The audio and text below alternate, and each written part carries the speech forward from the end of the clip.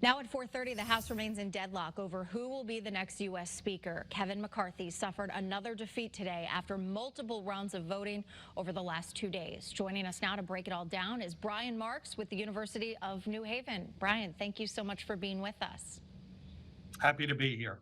So a lot happening in Washington, D.C., to say the very least. We are now on day 3 of a small number of GOP lawmakers continuing to block Kevin McCarthy. For those not following this closely, can you break down exactly what's happening here? Well, quite simply, before the House can start its business in this new term, new session, they need to elect a speaker. And that's the first order of business of any new Congress. And that's where we're confronted with problems. In essence, we need 218 votes for Kevin McCarthy to become the next Speaker of the House of Representatives. And what we've seen is 20 Republicans hold back their votes for Kevin McCarthy. What makes this particularly difficult is the slim margin the Republicans have. And this is a result of the unsuccessful November midterm election for the Republican Party, quite frankly. If they had their red wave, this small coalition, if you will, would not have been able to garner as much power.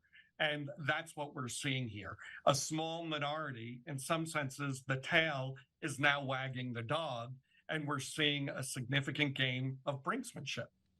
Nothing like we've seen in 100 years or even more. We've just finished 9 rounds, 1923. The last time we went to 10 was in 1833. So this is just same outcome, another day. It will continue the same way until something changes.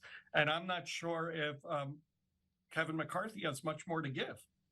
I was just going to ask you, how do we go beyond this? It is just a deadlock at this point, and it seems vote after vote, we are getting the same outcome. What comes next here? Well, what comes next is who's going to blink. That's really, if you can think of the classic game of chicken, which we do in game theory, how do you win a game of chicken? If you have 2 cars driving at each other, the outcome is if no one blinks, they both crash. But to win, you have to go straight. So you have to pregame the situation. And the way you win a classical game of chicken is throw the steering wheel out the window and make it clear you're going dead ahead so the other person blinks. The small minority has been signaling that for quite some time. They're not blinking. It's abundantly clear. And what we're more likely than not to see is Kevin McCarthy may find himself, for the good of the party, needing to step down and let someone else step in. But the net effect of all this is going to be a weakened speaker, because the speaker controls, in many senses, the agenda for the House.